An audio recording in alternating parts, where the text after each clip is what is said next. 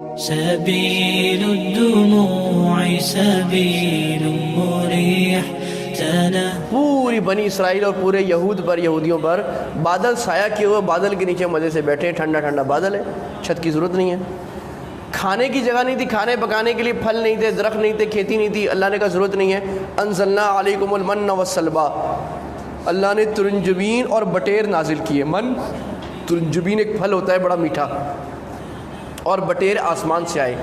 اب بعض مفسرین کی رائے یہ ہے کہ یہ پکے پکائے آتے تھے، وہ کھا لیتے تھے۔ بعض مفسرین کی رائے ہے کہ بٹیر آتے تھے اور یہ اس کو جمع کر کے پکا کے کھا لیتے تھے۔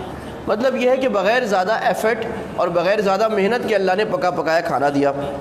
کلوا من طیبات ما رزقناکم، اللہ فرما رہے ہیں کہ جو اللہ تعالیٰ نے دیا ہے وہ کھاؤ اور اپنے اوپر ظلم نہیں کرو۔ ظلم نہیں کرنا، کھاؤ اور شکر کرو۔ ظلم نہ کرو گے ناشکری کرنا ظلم ہے، اللہ کی نعمتوں کی ناشکری کرنا۔ جب یہ ہوا تو انہوں نے کہا وَإِذْ قُلْتُمْ يَا موسیٰ ہم تو روز گوشت کھا کھا کے تنگ آ گئے ہیں، فَادْعُ لَنَا رَبَّكَ يُخْرِجْ لَنَا، ذرا اپنے رب سے دعا کرو۔ انداز دیکھیں، اپنے رب سے دعا کرو، یہ نہیں کہہ رہے ہمارا رب ہے ہم دعا کرتے ہیں۔ موسیٰ تمہارا جو رب ہے نا اس سے دعا کرو کہ وہ زمین سے ہمارے لیے نکالے زمین کی سبزیاں، کیا؟ قِثَّائِہَا ککڑی، وَفُومِہَا گندم یا لہسن، وَعَدَسِہَا اور مسور کی دال دالیں، وَبَصَلِہَا اور پیاز۔ ہم تو یہ کھانا چاہتے ہیں، دال پیاز کھائیں گے ہم، یہ گوشت اور روز روز کے بٹیر جو ہے نا یہ ہمیں مزہ نہیں آ رہا۔ اور بٹیر جو ہے وہ کھانے میں اعلیٰ ترین گوشت ہے، اللہ جنت میں جو ہمیں پیش کریں گے وہ پرندوں کا گوشت پیش کریں گے۔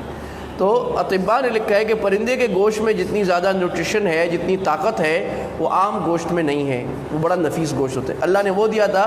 تو اللہ نے کہا تستبدلون الذی هو ادنی بالذی هو خیر، تم اعلیٰ چیز کو چھوڑ کر گھٹیا چیز مانگتے ہو، اتنا دماغ خراب ہے تمہارا؟ جاؤ اترو، اہبطوا مصر، ایک شہر ہے وہاں چلے جاؤ، وہاں جو ملے گا وہاں خود کھیتی باڑی کرنا، دال کھانا بیٹھ کے۔ فَإِنَّ لَكُمْ، یہ جو یعنی گوشت کو چھوڑ کر ویجیٹیرین میں آ گئے۔ اب یہ بھی ہندوؤں میں بھی یہ بات ہے کہ وہ گوشت کو حرام سمجھتے ہیں اور ویجیٹیرین بن جاتے ہیں، ہم دالیں کھائیں گے۔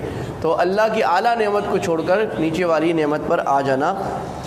اللہ فرما رہے ہیں وَضُرِبَتْ عَلَيْهِمُ الذِّلَّةُ وَالْمَسْكَنَةُ، اللہ تعالیٰ نے بنی اسرائیل پر ہمیشہ کے لیے ذلت اور فقر مسلط کر دیا۔